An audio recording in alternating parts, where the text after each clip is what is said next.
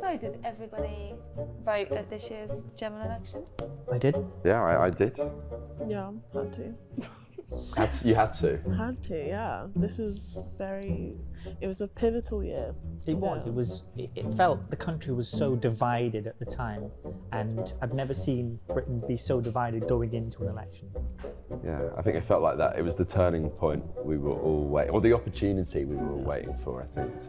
And I never saw it coming though. When Rishi came out of Downing Street in that rain, I didn't expect it. It was all sudden. I knew he was going to call it any time between then and October, and I was expecting sort of autumn election. So for it to happen then, it was like, okay, it's game time now, isn't it? I feel like elections are more suited to the summer. Yeah, I don't know if he's doing that for us or, for his own benefit. It's a May election, isn't it? Yeah. But I wonder why then he called it then. Why I feel like he's ready. He was ready to end it all. Like he could have given himself some time. Give himself a bit of legacy, but Which things, if he called it later in the year, would we have added it? Would we have given him the way it was going? I think it was always going to be very hard to repair. About 14 years, it's very hard to think. Do you believe he had any thought in his mind that he would actually win that election? Well, watching that first debate, we can't but it was the events that happened during that election cycle which was thinking that Conservatives would... The closer you got, I remember Boris Johnson made a statement on election eve and I'm thinking the Tories are going to get absolutely wiped out. Well, it didn't happen. Everything that happened in between. Yeah. As a nation, as a human race as well. Yeah. What damage? I don't think anyone would have been able to have known what was coming and how to have done. Anyone would have struggled. But I guess would everyone have partied? I don't know. That's the thing. The public clearly lost faith in the Conservatives because they believed that the Tories weren't governing on traditional Conservative values. Income reform, which wasn't a threat before the election was announced, and then boom, superstar Nigel Farage comes in. It's all the Tories are going to. The right vote was split, so I think that got the Tories worried, and I think that contributed to them losing a lot in that election was the rise of reform and that.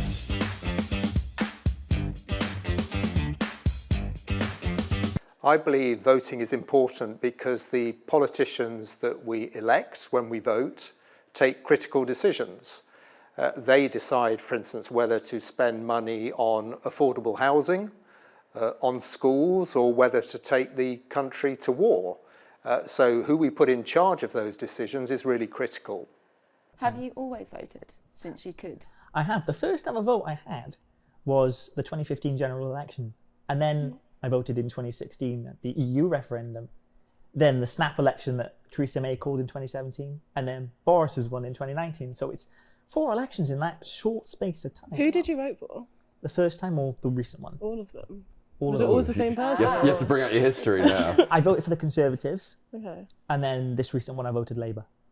Really? Why? What made you flip? Because, like a lot of Tory voters, I had enough of the way the country was going. I didn't believe there were traditional Conservative values being governed by this Tory government, and I just felt completely connected. And what Keir Starmer was selling me, I went to one of his events in South Wales, and I really was thinking, yes, this is change. I want change, and the only way I'm going to have it is by voting for Labour, because I felt if I voted Lib Dem or Green or Reform, I really wouldn't make a difference.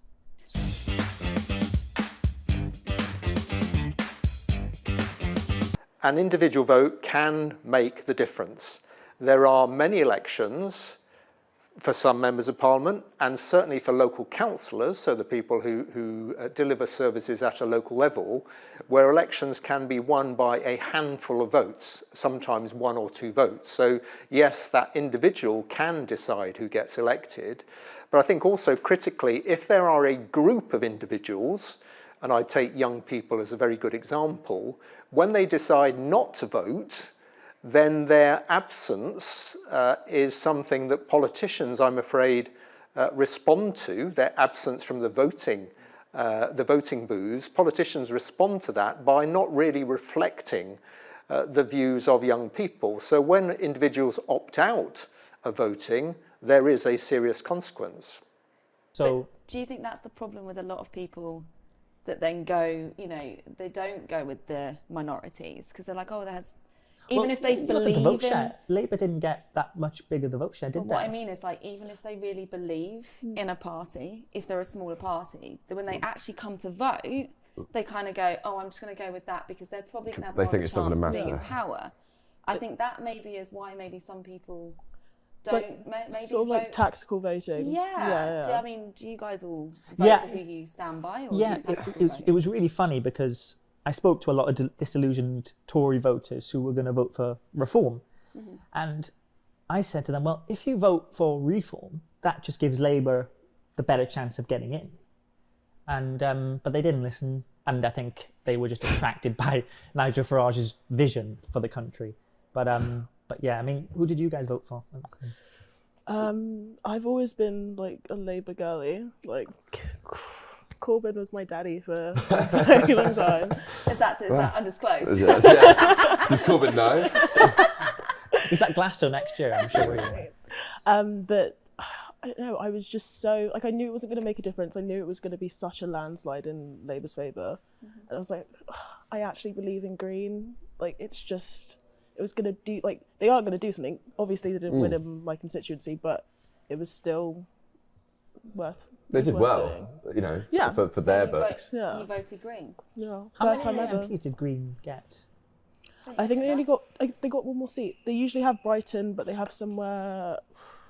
They have another seat, I can't remember where though. That was the leader, wasn't it? Yeah. No. Bristol, they won Bristol, didn't they? I know Bristol's a stronghold for Green, isn't it? I'm sure. I don't know. Where Carla Dania, I think that's where her seat is. I'm not sure. As in, who did I vote for this year? So I voted Labour this year, and the elections that I have voted in since I've been able to, I have been Labour. I was kind of, my first election I could vote in was when Jeremy Corbyn was on the scene, and I remember obviously he was targeting everybody kind of my age group with the free university. Yeah, exactly. And I was kind of very much like, I'm not just going to jump on the bandwagon. And I was kind of being quite reserved about it. And obviously everyone my age was like, oh my God, he's the Lord, he's the saviour, it's amazing. And then he came to do like a speech, like at the top of my road. And I was like, all right, I'm going to go down, see what he's all about. And I went down there. Was he there with his cap on back to front? And he wasn't, not quite, unfortunately, no.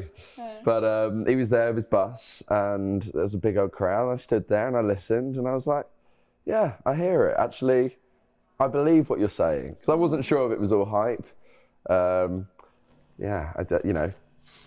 People have very mixed opinions on him, and that might not be appreciated by certain people close to me. Because obviously, I guess, older generations have a different opinion maybe of Corbyn than... It's funny you say that. So then you say older generations.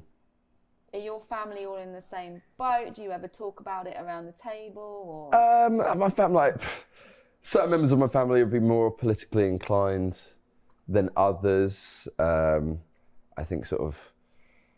There are certain portions of my family who would be like, or who are very anti-Corbyn and be like, well, that's the worst ever thing you could ever be doing. Okay. And it's one of those ones you just... What are their reasonings? Do they have good reasonings, or do you...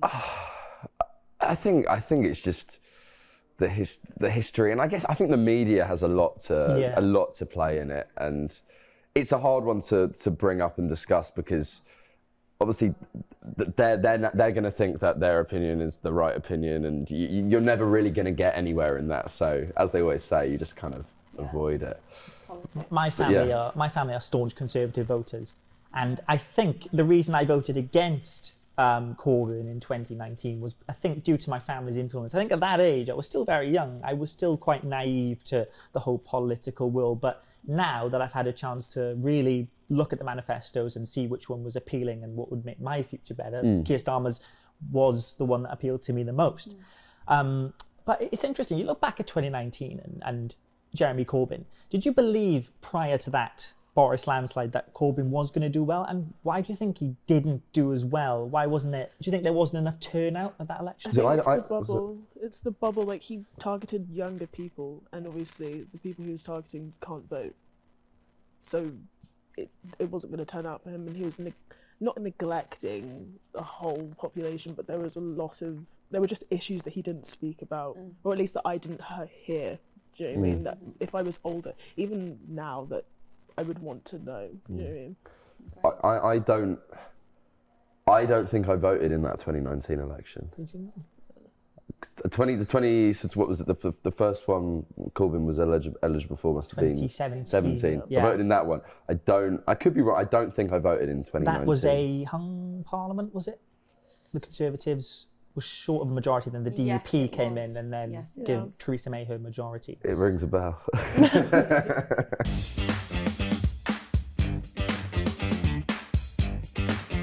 Independent candidates have an important role to play in politics, and there is evidence that the direction of travel that we're going in politically is actually going to exclude independents from the political process rather than support them in participating. And by that I mean that the changes that are being made at the moment through the devolution white paper, which affects England, what that is going to do is to set up some very large councils, councils with, according to the government, something like 500,000 people or thereabouts. In that sort of scenario, it's quite difficult for independents to make a breakthrough, because they tend to be perhaps people who are recognised at a very local level and can't perhaps get the exposure that is needed to get them elected when we're looking at a much larger scale election. The other area where independents are very actively mitigated against is in relation to standing for Parliament, where it is now possible for the larger political parties to direct a very, very substantial proportion of all the money they spend on a general election campaign into a very small number of seats. And if you happen to be an independent candidate trying to get elected in a parliamentary seat where one or other of the big parties decides we're going to pile millions of pounds literally into fighting that campaign, then good luck as an independent. So why, when you said earlier that it resonated with you, why? What was in their particular referendum that you really liked? Funny enough, one of the main policies was about the railways. Now, I travel a lot by rail, and I've faced several problems with different companies all across Wales and England and Scotland. But there was just the consistent delays and the cancellations, and I felt it was going nowhere. But under Labour, their ideas to nationalise the railway, I was thinking, this sounds really exciting, and it gives us a fresh new start. And it's something I wish the Tories would have done, but once again, their policies were just, it was the same old. Yeah. No, it was the same old. And I just felt that I got to give somebody else a chance. It's 14 years we're talking about, it's 14 years. And I don't personally see the Tories getting back in for a long, long time, because the voters are just way too dissatisfied with what they're offering. Well, where does your sort of political stance lie, or what sort of policies do you look for? Because you didn't say, did you vote in the last election? I didn't. You didn't vote in the last election. Okay. Why was that? Personal reasons. I think I was, at the time it happened, I kind of felt like it was just kind of dropped on us, and I had so much going on, and I think because I'm kind of like almost not quite middle-aged generation, I've seen so many things happen and so many changes happen, and I just didn't feel it was right. It wasn't my time to kind of vote. I had a feeling that it was going to go to a Labour because, majority, because of everything that's happened in the last 14 years. And I just thought, you know what, I'm on this one going to sit back, because I think it's so important that the younger generation do vote.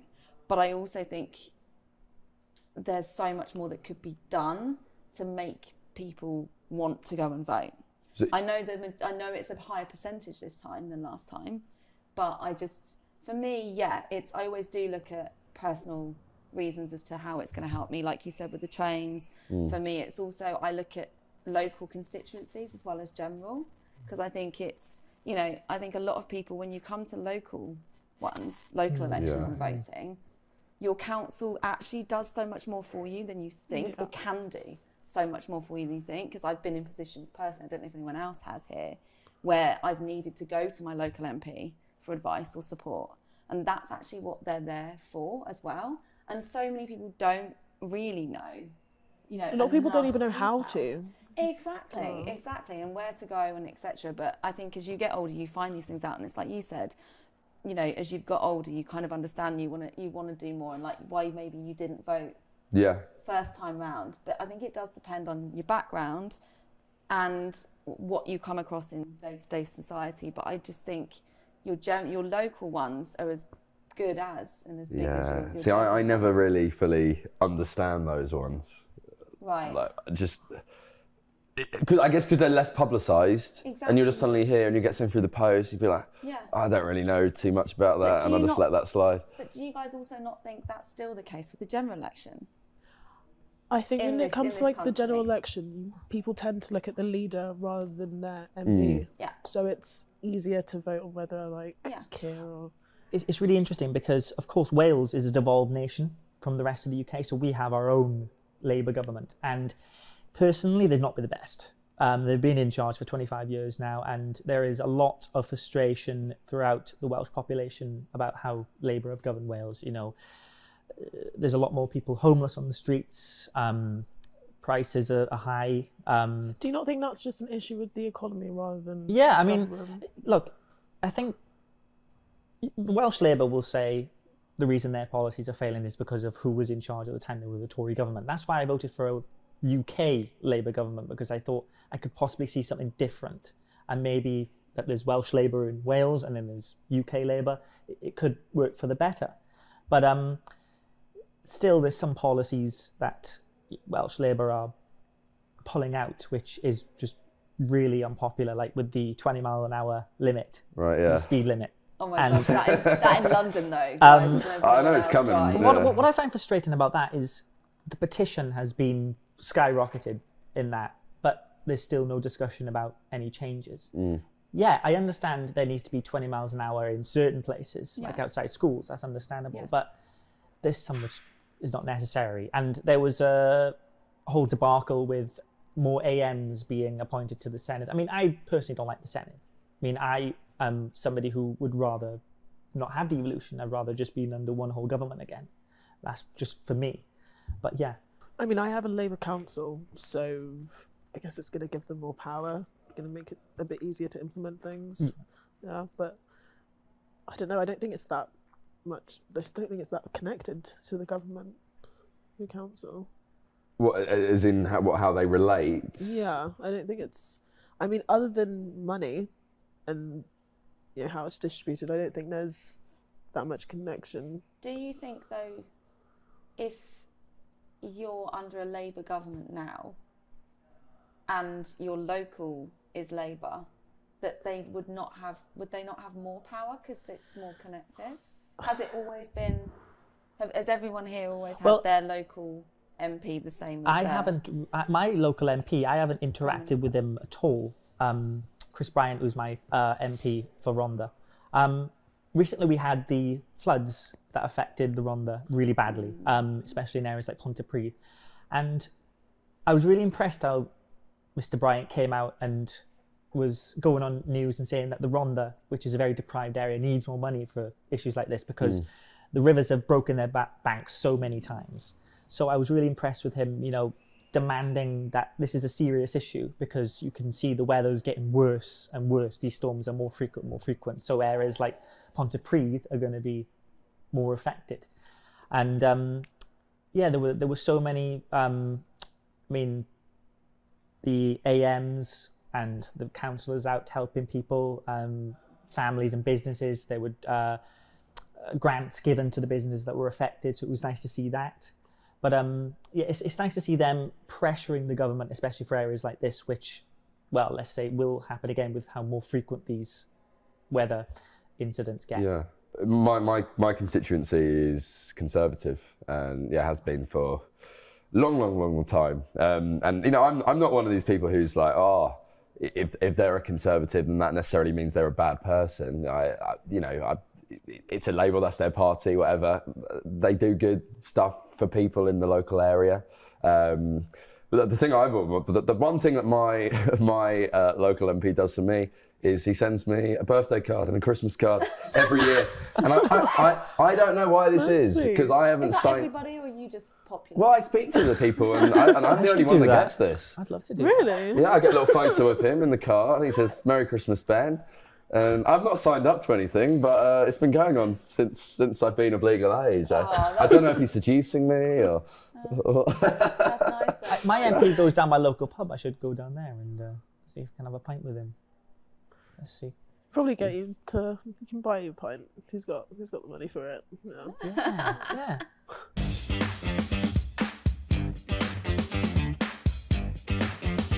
In my view, voting in local elections is just as important. For many people, in fact, it's what their local council does, often that has a bigger impact on their lives sometimes than what national government does. Sometimes what people are most concerned about is whether their rubbish is collected on time, whether the streets outside their houses are clean, and it's the local councillors who make decisions about that. So voting for your local councillor, voting for someone who you think is going to ensure that those services are delivered much more effectively is a critical sort of civic role that people should play. Right, so let's go back to July. How do we think Keir Starmer's premiership has been since the summer with everything that's happened? And a lot has happened. Who knows, though, to be honest, because he's not really been in the country much, has he? That's understandable. I mean, he only works till, 3 on Fridays? No. Down the pub. Down the pub. No, it's understandable. He's got to meet these world leaders and that for different reasons. But I mean, but even in the country, it's been rocky. Two people have been booted out already. Louise Hay just had to resign due to that. I mean, who knows more about what happened there with the Transport Secretary? Yeah, I don't know what happened there? I don't. About the thing that happened with fraud. See, I heard this, but it wasn't really clear, and I feel like it's very... If the Tories had done that, the way Labour would have spanned that and made sure that was the headline of every single paper, but I don't have a clear understanding of what actually happened. But then I'm seeing people saying that the media is going in harder on Labour than they would necessarily on Conservative. That's why everyone's like, oh, Labour are ruining. That's why people are petitioning, because they're being made out to be like Labour's the worst thing that has ever happened in a Prime Minister's first ever 5 months. A lot of right-wing media outlets like Talk TV and GB News, it's like they're asking for his head straight away. Yeah. I mean, you look at I don't know if you knew this, but I think it was a week into Starmer's reign, Vaughan Gething, the Welsh First Minister, had to resign due to a scandal about a payment, £200,000. So that was something that happened straight away. And then you had everything that happened in Southport, and then you had the riots, and then the stuff with Lord Ali. It's like... It's crazy that's all happened in less than a year. Yeah, it's true. There's so much happening. I guess, and I guess because of the media, and I guess of how connected we are as well now, I feel like I think it probably just feels more prominent than previous because we're exposed to it more and more. And don't forget, we've come out of, we've already said, 14 years of Conservative government. That it's going to kind of happen in some way, shape, or form. Here's the thing, and Keir Starmer said from day one that it's going to get worse before it gets better. And do you think he had to make these hard decisions, like stripping the pensioners of the winter fuel allowance? That's a silly idea. He's opening himself up for criticism. He's affecting students now. The pensioners, the farmers' protests. It feels like everything's going against him. Every vote that he got to give him this dominion, right? he's just neglecting everyone. Everyone's getting shoved out the window, and it's just, I was really hoping it would be like a Blair sort of premiership and like just taking control, reuniting people again. Yeah, but we're more divided now. Again, we're even further divided. I'm hearing this like glass half full kind of view at like, if he says it's going to get worse before it gets better, then like in a few years' time it will get better. Everyone said that. Cameron said that. They all did say that. They all did say that. I mean, change. We're going to do this. We're going to do that. Nothing's happening. But let's be honest, it's a lot to change. There's so many things that have got to be. It's not going to happen overnight. And there are so many big things that have happened. You know, what with Brexit, what with obviously COVID. There's massive things. You think between 2019 and now, there has been so many things that have happened that is going to take time. Do you think he's in sort of like fixing mode, or? I reckon that's what it is.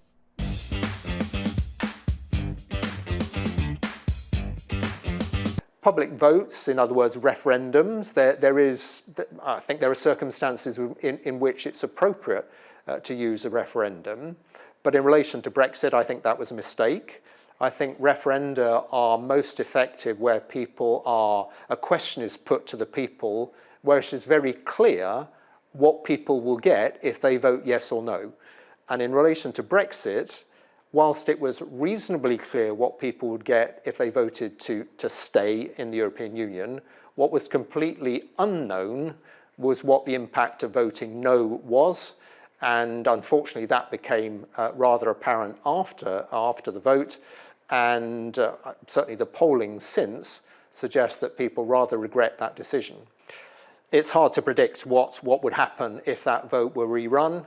But I think what is clear is that if it were rerun, then I think that people would be demanding a lot more information about what the possible outcome would be if they voted no, which really didn't happen in 2016. The one thing I really, really liked, or like it was like day 2, but I'd never seen this in my lifetime, was that when he appointed his cabinet, each person who got their position was someone who specialised in that field. It wasn't like, you're my mate, you can come and do healthcare or whatever. Everybody had an interest or a background. Even like the I can't think of his name, but the owner of Timpson's coming in to be in charge of like the prison reform and all that kind of thing. Like just choosing people who specialise in that area. I've never seen that before. And that just felt like, wow, we're under. It sounds right, but it's not politics.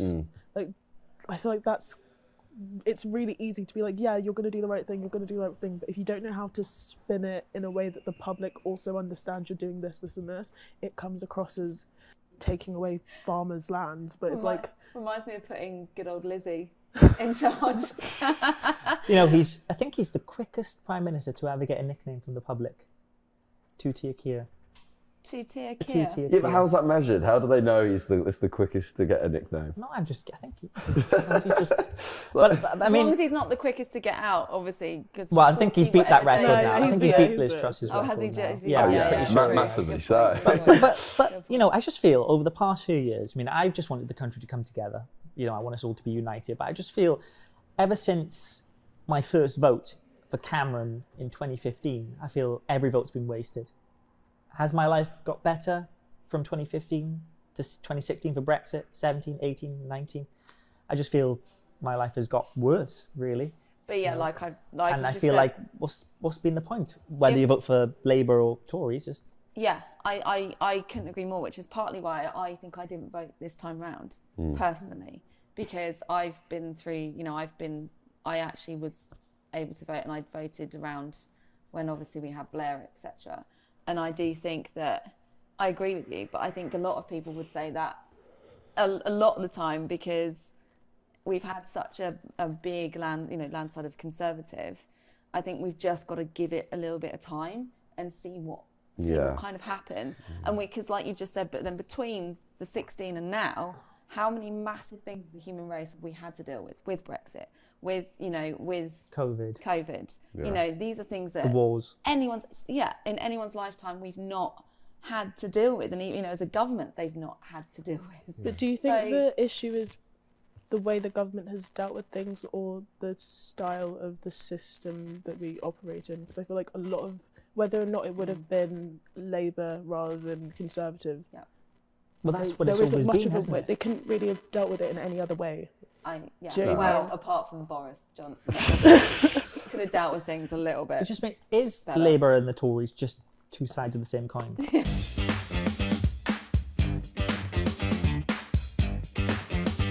Democracy in the UK, I think, is a genuine democracy. It is a little bit fragile. And what I think we tend to think of when we're thinking of democracy is we vote. And in general election, we vote every 4 or 5 years. What we need to do, in my view, is we need to change our understanding of what democracy is, so that democracy is something that people are engaged in on a much more regular basis than just taking part in an election every 4 or 5 years. And there are some very good examples of how this can be done. So the concept of a citizens' assembly, that was used in Ireland, for instance, to discuss issues like equal marriage and abortion, where it involved the public in a decision that was quite challenging for politicians and involved public a representative sample. So not a hand-picked group of people who already had set views, but a representative sample of the population who deliberated. They had information provided, both those in favour, those against, different arguments. They then looked at those, considered them in detail, and then came forward with a recommendation, which in Ireland, the politicians then adopted. So we need to look, I think, we need to be more ambitious about what we think democracy is, to involve people not just once every 4 or 5 years in an election. Well, I think, it's the classic. Politicians just everyone's flawed. Everyone's as bad as each other. I mean, I think you all went to the same school. Yeah, exactly. You all vibed together. And that's why you end up. People do lose hope, and it's like people petitioning for a new election. But then it's like, if we have a new election, who are you going to vote in? It's like everyone's turning on each other. I mean, I saw a video on X of Starmer going over to Nigel Farage, and now everyone's turning on Farage on the reform side. So it's like, but even if Nigel gets in, is he just part of the establishment? I don't trust politicians because they just lie and lie and lie. It's funny you mentioned X, because obviously the big thing now is when we look at the American election and you're talking about Farage, you've got the connection and everything with billionaire Elon Musk. And when you look at, again, you've got the Farage together with Trump, together with Elon Musk. It's looking at what's happening with society and what's happening with our technology and where that's going with things. Yeah.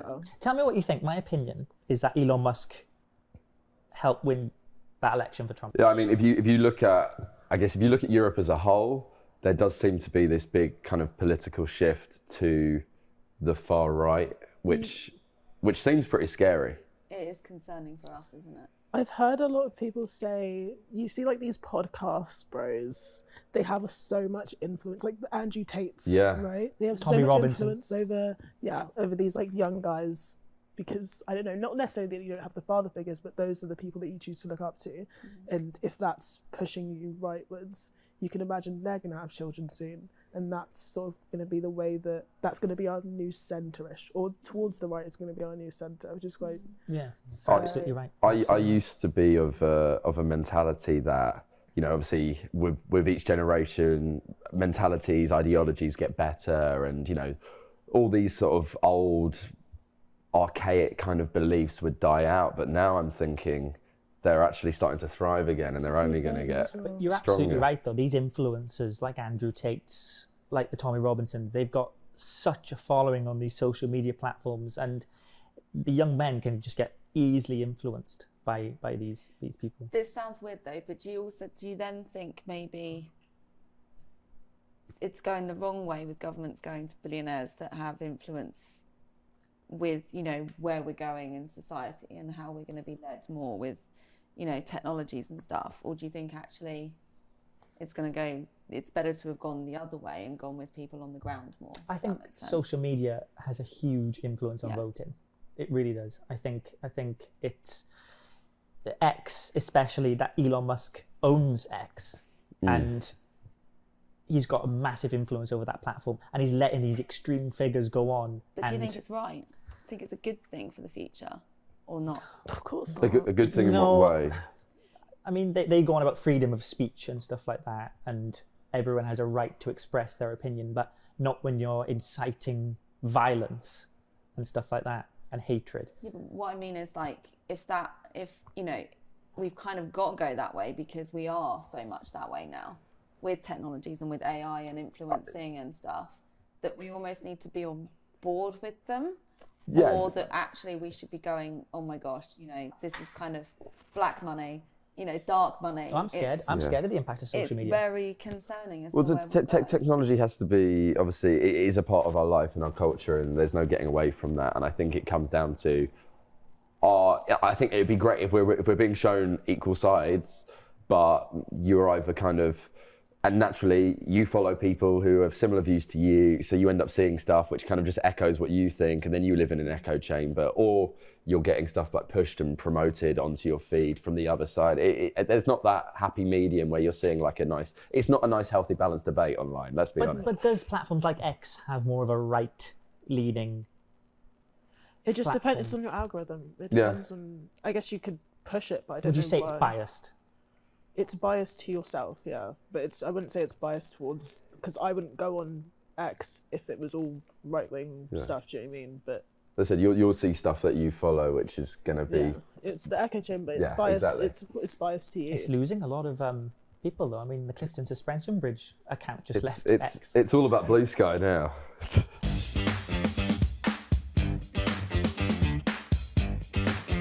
Prime ministers and presidents play different roles in different countries. So, for instance, in Pakistan, I think it's quite clear that whilst they have an elected government, in practice it's probably the military who pull the strings.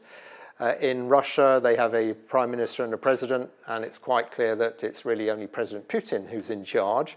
Whereas in a country like France, where they have a prime minister and a president, they have separate responsibilities. But I guess nowadays there are also some really big players. There are other countries who have a very significant influence on how a country is run, and we can see that in relation to President Trump when he starts his new term in office. He may well affect the UK economy quite severely if he introduces tariffs. And we also have some very large companies nowadays who states around the world are finding very hard to control, whether it's Meta or X. But we are all concerned about this shift towards the far right. Why is it? Why are the youth voting more towards the far right, with countries like France and Marine Le Pen, towards Italy and Giorgia Meloni, the Netherlands, Austria, Belgium? Why are these... I think we used to have such a moral grounding in either faith or in your family or whatever, and that's sort of broken down, and I think there's a want to go back to something that was traditional or something that's like steadfast, and it's very easy to look at what these people say, or to look at what the right is saying and say, you can have this, all you have to do is, I don't know, not give up your freedom, but it's easy to look at that and see safety in that. And I guess when the world's become such a divided and dark place, and there's financial issues, and like the world seems like it's all against you, then you're going to seek something which is like so radically different to where you are now, because that's the only way you feel like, oh, we're going to get some sort of change. Do you think Brexit has a massive impact on a lot of things as well, with in Europe as well as us in the UK that have left? It's interesting, because do we feel like we have left? I think it depends. Yeah, I think if you've got a business, when you ship internationally, anyone that ships to Europe rather than internationally, because obviously the fees are just ridiculous internationally.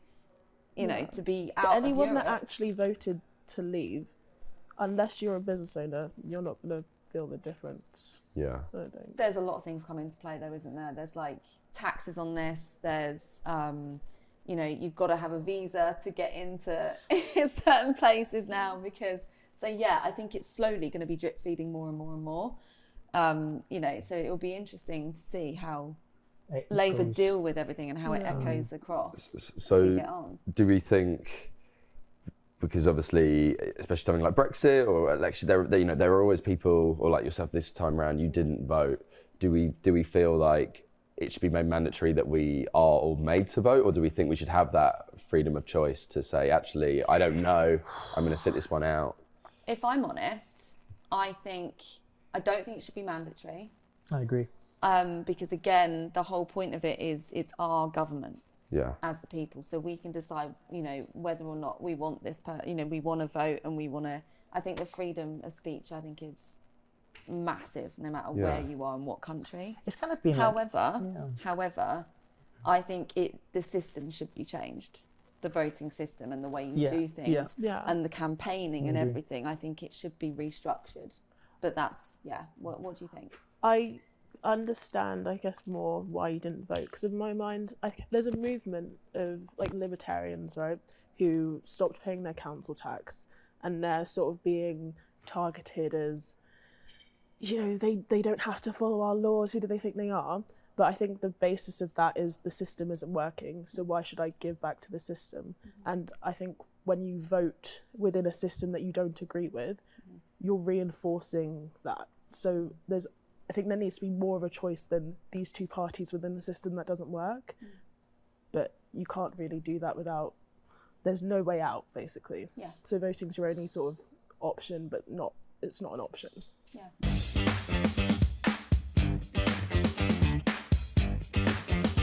Whether voting should be compulsory, I think is something about which I hesitate.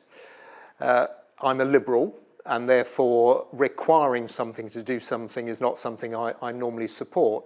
However, having spoken to Australian politicians where voting is compulsory, what they find is that a compulsory vote, because it means a lot more people vote in elections, means that politicians there have to speak to a broader audience than in a system where voting isn't compulsory. So I could perhaps be converted to the cause of compulsory voting. What's this? Sorry. Oh, I was just going to say, it feels like a lot of people in this past election were having a bit of a protest against the two parties, because all we've known is Labour Conservative all the time. And like I said before, Labour Conservatives are the same side, they're the same, really.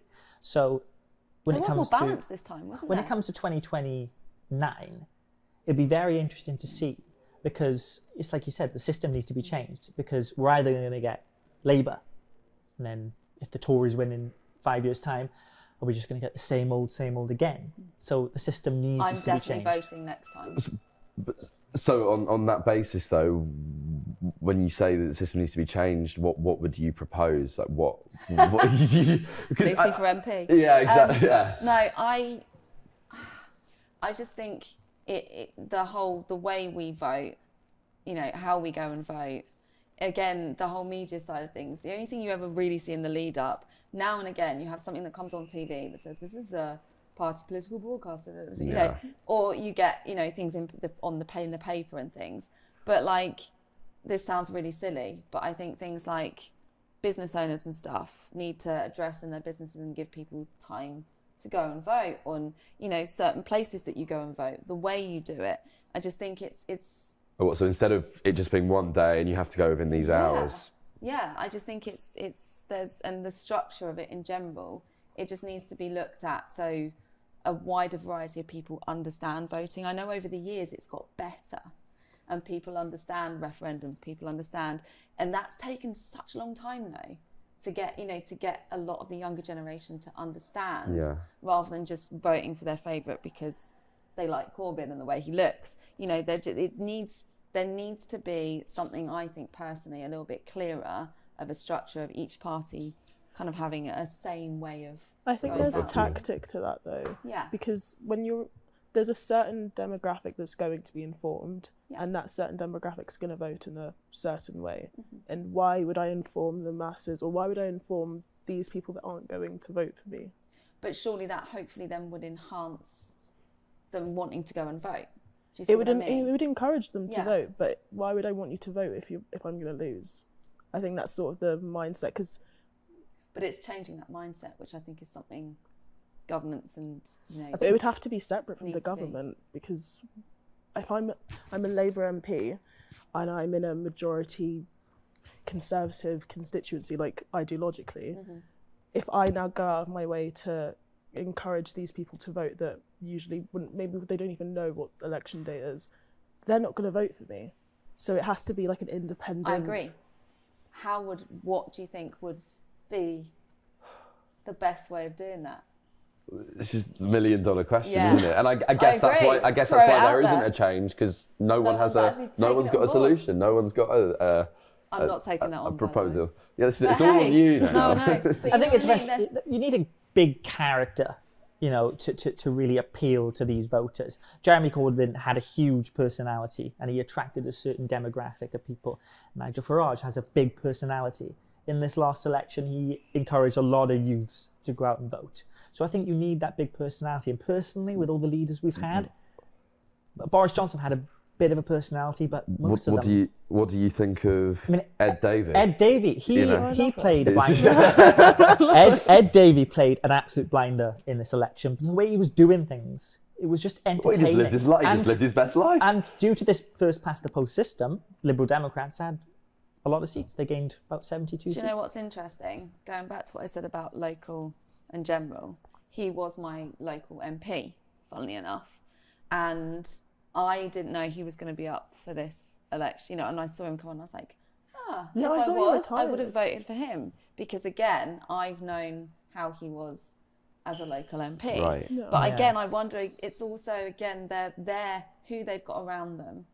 So, who their PR person is, who their, that makes all the difference. Because if you're painted in a slightly different light to how some people, really know you, it can tarnish certain things about your I party. never knew anything about Ed Davey, but after this general election, I knew plenty about him, let's say that. He's great at, water skiing and, going down slides. He loves a roller coaster. I know loads about him. On skateboards. But he's also good at getting things done, which a lot of people don't know, and that's what. But do you think he's tarnishing himself then by doing this bravado, because he's not actually showing what he could achieve and what he could do? I think again, it's the how much you heighten something about a person. It's like creating this one thing about them. It's the media side of things again, and how it massively influences. As I saw him fix certain things, like, fix, certain problems that we have with potholes. I know it sounds silly, it's the little things. Yeah. And it's knowing, it's almost like if someone was a local MP that then become, up for being their candidate, what have they done in the past to improve things that then surely is going to come to light for their future as our Prime Minister.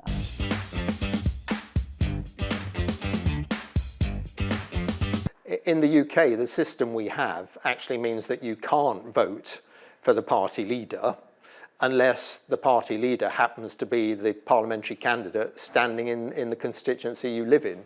So in the UK, inevitably, what people are doing is they're voting for a candidate who represents the party that they prefer to see elected. And then the leader, once the election's taken place, and the largest party then chooses who the leader is. Often I think people get a bit confused about that, because in the US, for instance, where they have a presidential system, then obviously they are voting for the presidential candidate. In the UK, that's not the way it works, so people are voting for a party. Although it's also true that, and this is my experience as a former Member of Parliament, that people will find people who will tell them, I'm voting for you as an individual, but actually I wouldn't support your party. So it's a bit of a mix of voting for the party, sometimes voting for the individual, and occasionally thinking you're voting for one of the leaders or the other, although of course the confusion then arises when you turn up at the polling station and find that the leader's name isn't actually on the ballot paper. But that leads us into how important is campaigning for voting? How important is it? I mean, look back at the campaigns at this general election. For me, Ed Davey put on the best campaign out of all the party leaders. So how important is campaigning when it comes to voting? Do you think politicians have to campaign to appeal these votes? I think there's a fine line though, because the balance. I think when you focus so much on campaigning, it's very easy to forget policy, and you end up voting for you end up with a populist Do you know what I mean? And it's not, that's how you get fascists, that's how you get... Yeah. But I guess it does matter, obviously, because obviously you would have voted. Donleavy was a bit more than it is. I think it's a balance, isn't it? And like I said, it's not just about the Prime Minister, is it? It's about the party and the people around them that create, what needs to be to get them to where they need to go. And I think that's the important part. And, and having the right media people, the right, like we've said, like the Elon Musks, or that it's, is it going to be good media or is it going to be bad media? Different stations, I think, portray politicians in different lights. So it depends on who you're watching, The BBC will show Starmer in a good light. GB News will show Nigel Farage in an amazing light. So I think it's depending on the media that you watch. The BBC they've got to be impartial, so they're not going to. Are they though? Are they? That's. I mean, I like the BBC personally. They who I always watch for election coverage.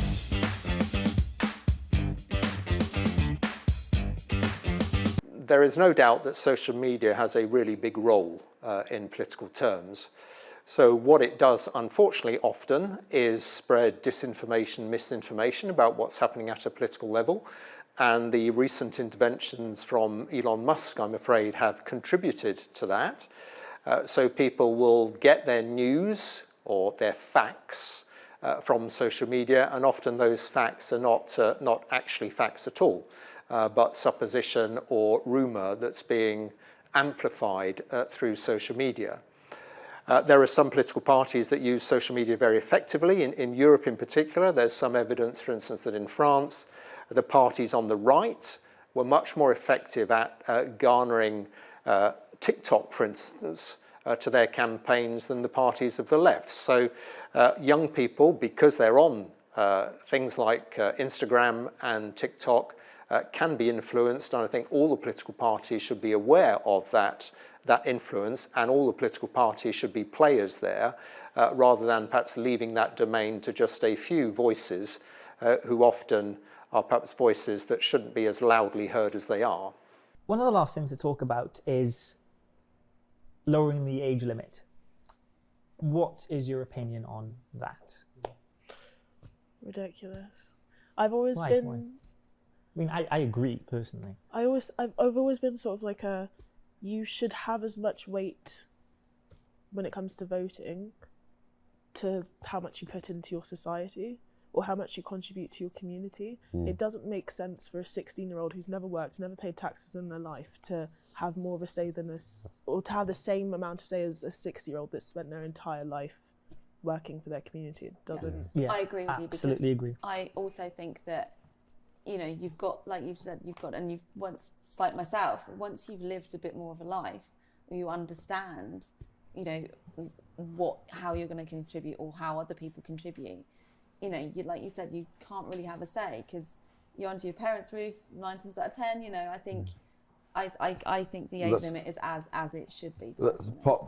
When you said earlier, when you were talking about why you didn't vote this year, I was a little confused when you said that you didn't feel like it was your time, or you didn't feel like it was your place to vote, and I was just, why were you kind of nullifying your validity in that circumstance?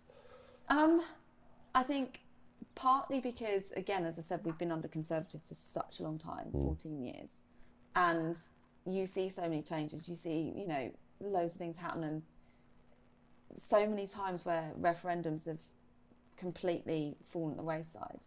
And you're always going to have it. You're always going to have, and that's why I just don't know where we're going with things. And I think because I'm in that transition myself in my own life personally as to where I'm going and what I'm doing, and whether or not I'm going to even stay in the UK, which I think a lot of people, you get to a certain age and stage in your life, and all these changes, and your tax on this, your tax on that, and with the way the government's going, it's like a lot of people my age are now like, oh my God, I want to just sell my house and go somewhere else. And it's a shame, but, you just don't know. And I kind of want to know as well where you feel, with where things are going with it. Even at my first ever vote, I just felt that I was extremely naive. I knew nothing about politics. And I'm thinking, I'm voting in such a big thing. And my vote could impact the election. Probably not, but I felt like that at that age. Yeah. You do. You feel like your vote is impacting something that's really big, the future of which government is going to be in charge. That was all on your shoulders. Yeah, no, you do feel like that, because now I'm seeing kids being taught politics. They're getting, talk about these things. I am. Did you do like mock elections at school? No, we never did that. Oh, so is that a thing? Yeah, I did. We did mock elections at school. I didn't know anything about politics, and that's the thing. So I think definitely I totally agree with you in the way that they need more life experience. They need to experience what it's like to work, to gather an opinion, and just and I think parents have a huge influence on kids at a young age as well. Like, I was influenced into voting Conservatives, but now I'm older, I'm starting to realise my own political path. Yeah, you find your own opinions. Parents definitely have a huge influence on kids. But do you think maybe when they get, we know when we said obviously not, are we all agreeing? Do we all think that we are okay for the age limit? Or I think it should stay as it is. Yeah. I'm a bit drastic. I'm like, forget the age. How much do you contribute? It's a contribution. Yeah. And how would you measure that? Yeah, that's true. That's the thing. I was thinking about this, right? Because I feel like if you put it based on financially how much you pay taxes, it's going to be a bit more lenient towards people who just earn more. Yeah. But if you put it towards like community service, then it will be literally based on how much, and you can do that by volunteering hours. Do you know what I mean? But So you got to give something back. yeah. Then you have more of a say. It makes it.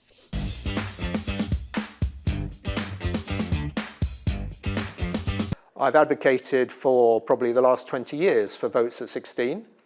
We now have in Scotland and Wales examples where we can point to the fact that young people participate in elections if they're able to at 16. In the Scottish referendum in 2014, 16 and 17-year-olds voted in greater numbers than the 18 to 24-year-olds and the 25 to 34-year-olds. So they express through the ballot box their interest in taking part in elections. Obviously, there are many other things that people can do at the age of 16, work, pay tax, join the army, and it seems to me as though being able to vote sits comfortably with that arrangement. Oh, that's a whole different conversation as well, because obviously I agree with you, the volunteering thing, and a lot of people, when you talk about if you were to go into migrations and things and how people say, I'm with you, I'm massively with you. Do we think then as a country, as a world, as a place, do we think we're losing faith in democracy as it currently stands? Well, you look back to November 5th, I mean, I'm scared. I really am scared of the future. Do you think of, at least our system, do you think of this as a real democracy?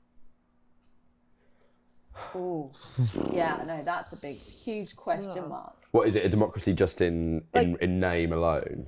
I think, because it doesn't feel like a democracy. It doesn't come to the definition. So are we just playing?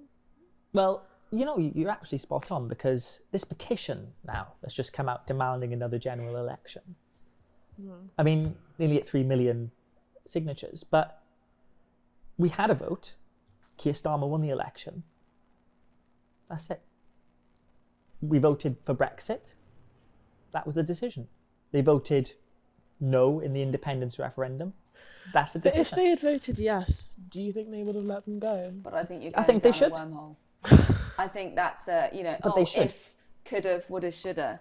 And I think with anything, when you've got a government, you have to, like you just said, you've got to just go with it until the next one. I just think these petitions are a waste of time. We're going to keep changing systems all the time, and we'll end up back. Yeah, I mean, the 80s kind of feel again, when everyone would just be like. You look at the Tories and that 14 years of government. How many merry-go-round of prime ministers did we see? It was like a general election felt like every month, really. How many have we had actually since 2019? Oh, did you see when they were laying the wreaths? There was like the amount of prime Yeah. ministers that were just standing there. But I mean, I want to ask you this. It's really interesting. Are you guys scared of what a Trump second term is going to look like? And do you think democracy is under threat in America? Because that was, you saw before the election, before the results came out, I did not expect Trump. No. I thought Trump would win. I didn't expect him to have a landslide as he did. But I don't know if you saw the chart, it said the main issue for American voters was democracy, the threat of democracy, followed by the economy. What do you guys think? Do you think that democracy is under a threat in the US? I think it's just a massive joke. Like, you look at his cabinet, and I think there's a WWE. Oh yeah, Yeah. yeah, exactly, yeah. I'm like, I don't know how much he's going to protect you or how much she's going to. So if those are your leaders, then definitely. He is actually a clever man, though. He's a very clever man. I mean, I think it's a whole media thing. And He knows how to play the game, doesn't he? yeah, and I think sometimes maybe you do need to just try something new, which is what we're doing with having Labour. That sounds like a massive statement, comparing the two. But you know what I mean? I just think I've been totally anti-Trump. But I think with the options that they had on the plate, it's like you either go with someone who's a liar but who's honest about it, or who stirs things but he is blunt and straightforward, or you go with someone who kind of lies but not to everybody's face. But that voting system, surely that's better than having that voting system is different, isn't it? I don't really understand it. But I remember 2016 with Hillary Clinton, she was. Well, they said she was the odds-on favourite to win. She won the popular vote. She won the popular vote, but Trump won it by about 700,000 votes. He won by 2 states. Yeah. Or something.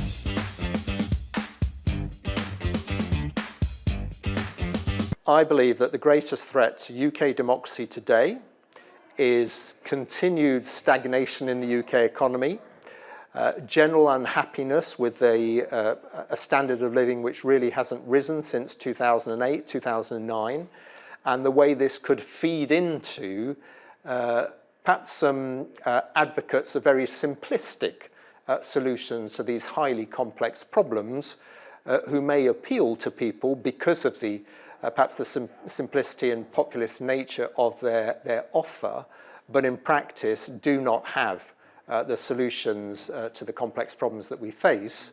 And very often those autocrats, if I can describe them that way, are not particularly enthusiastic about democracy and often see democracy as something that rather gets in the way of them pushing through their own personal agenda. I know when you said about the what if earlier, like actually what if she actually ended up... But that brings in another kettle of fish, which was the election interference. Did the scandal of the Russian interference of the Clinton and the Democrat emails affect that election? I think so. And should we really be worried about election interference?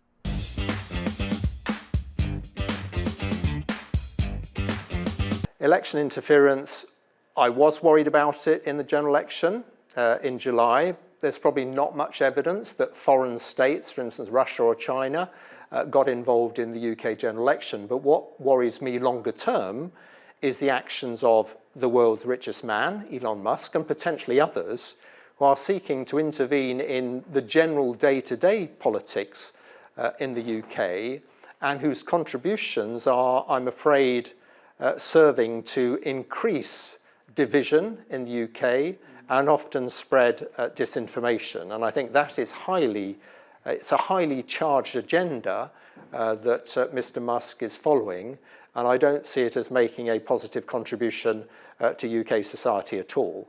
And I think we need to find a way, certainly, of stopping Mr. Musk from being able to make massive donations to political parties in the UK, which would then be required to promote his agenda.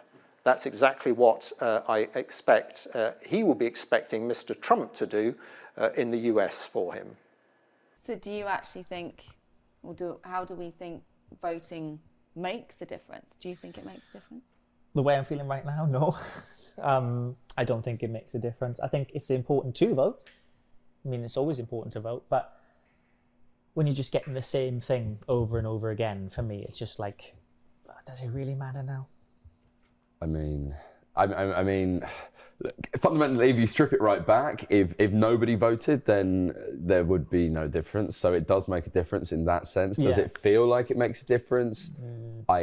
I don't necessarily know. I think the big difference voting makes is that it gives you the opportunity to then criticise or be upset or be angry. Because if you voted, you've had a say, and then you've got the right to speak out about it. A lot of us definitely feel like that, don't we? I know, I think it's important, but you need to do so much more. Like, it's not enough to just tick a box and then expect something to happen. Do you know what I mean? Like, you need to get involved. You can go to your MP, you can get involved in your council. If you actually want change, you can do it. But voting isn't enough. Hopefully we vote for real change. And what about you yourself? I think it makes a difference to the individual as to how things are going to pan out for them, how they'd like it to be in the future. But I don't think it makes a difference to society. I think you have to look back to look forward sometimes, and look at how your last Prime Minister was or her last government was. But also I think it can't, because you don't know what's going to happen in the world to make things change for the future. And look at where we're going with, as I said earlier, with technology and computers and AI as well as humans. Who knows?